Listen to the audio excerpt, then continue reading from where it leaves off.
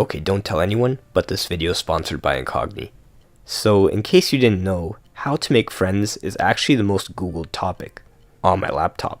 Google will just tell you to reconnect with your old friends. WikiHow is just a copy-paste reskin of Google with questionable illustrations. Reddit comments will tell you to go on meetup websites that no one actually uses in real life, or to start a cornhole club. Social media also probably won't help you. YouTube is the main reason people don't go outside in the first place. TikTok is literally designed to entertain you when you're alone.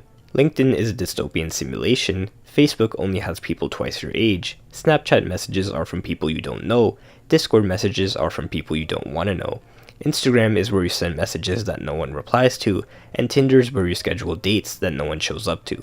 Which leaves only one real option for making friends, and that's talking to people in real life. Luckily, after years of failing miserably at this, I figured it out, and I came up with 16 different methods that you can pick from based on your personality and what comes naturally to you. Method 1. Filter out the boring people. It can often be frustrating to meet a group of people and take weeks or months to realize that your personality really isn't compatible with any of them, and the solution is to let out your natural, controversial, unfiltered self from the beginning, so that you can quickly filter out people who aren't compatible with you. You shouldn't force it, but if a slightly funny dialogue option pops into your head, or if you have a weird opinion, sometimes you should just say it instead of hiding it. And if some people react positively, congratulations. You've just identified your new potential friends. Method 2. The unique interest. If you've ever been the filler friend who people don't seem to find that interesting or exciting, it's literally just because they don't know enough about you. So to fix this, talk to people about your unique interests. You might not think people care,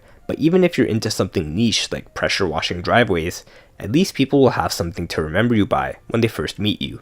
Just make sure that you explain your interest to people in a way they can understand, without using big words and without getting into the complex stuff. If you can sense that the other person is bored, it means it's probably time to ask them about one of their interests. Method 3. Be outside of your head. Have you ever been in a group setting where everyone's talking and you don't know when to interject or even what to say? Man, I've been quiet for a while. What are people thinking about me right now? What do I even say? Do I have aura right now? Quick, what tips can I use from that one video with Jordan Peterson in the thumbnail? This is overthinking, also known as getting in your head. Overthinking is what happens when you get a thought, then you think about it, then filter it, then imagine yourself saying it, then modify it, then approve it, and then send it out your mouth, just to mumble it because the conversation's already moved on. But being outside of your head just means taking in the conversation, getting thoughts, but not thinking them over too much. Just say them, and even if you say something cringe, see it not as a failure, but as practice. Method 4.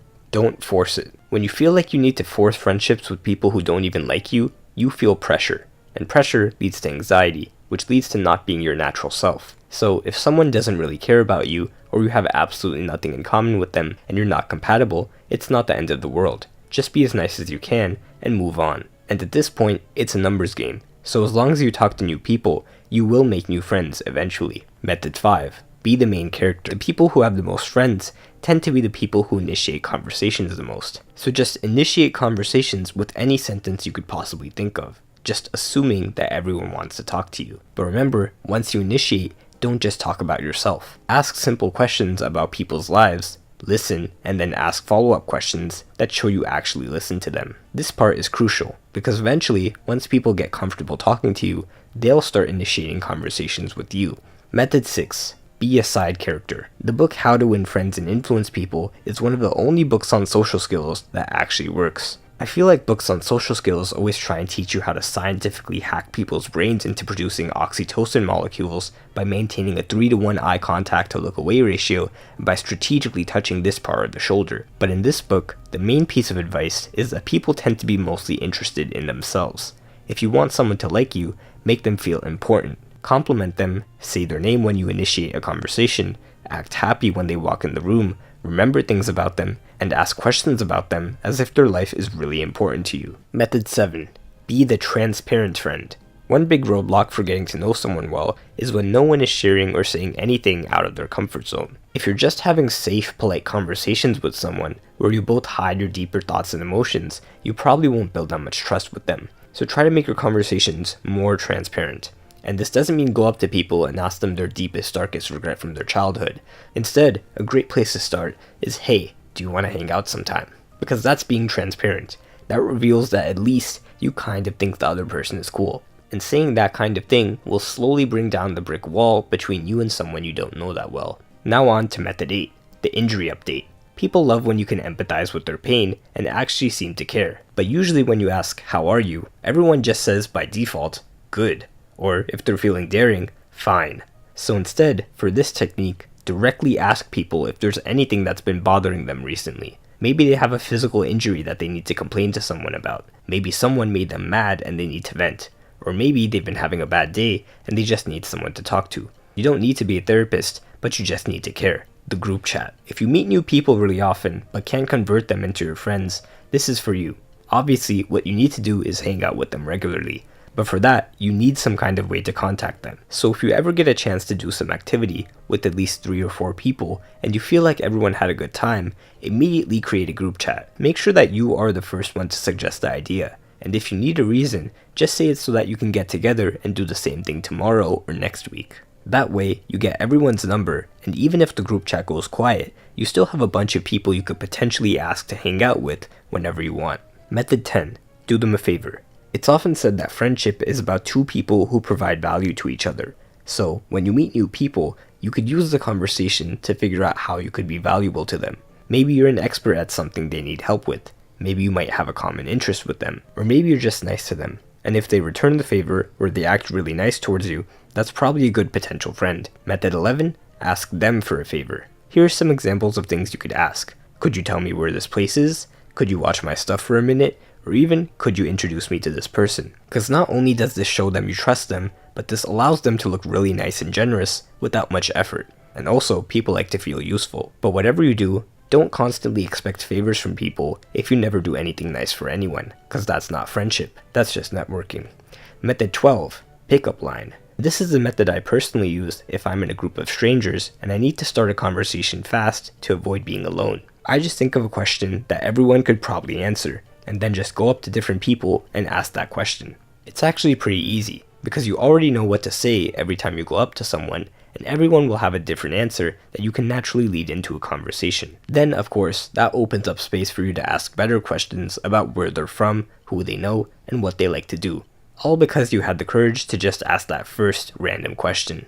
Method 13. The ISO play. If you're often in a big group and you get overwhelmed feeling like you have to talk to everyone, this is for you. An ISO play in basketball is a common play where you pick out one of the easiest defenders from the other team and try to take them on one-on-one. And to do this in real life, find someone in the group who isn't talking that much and start a side conversation with them only. If you have to, take them somewhere so that you can talk one-on-one. Make up some excuse, like asking them to help you with something. This will make them feel special and important. And if you do this over time with everyone in the group, eventually you'll kind of know everyone decently. Method 14.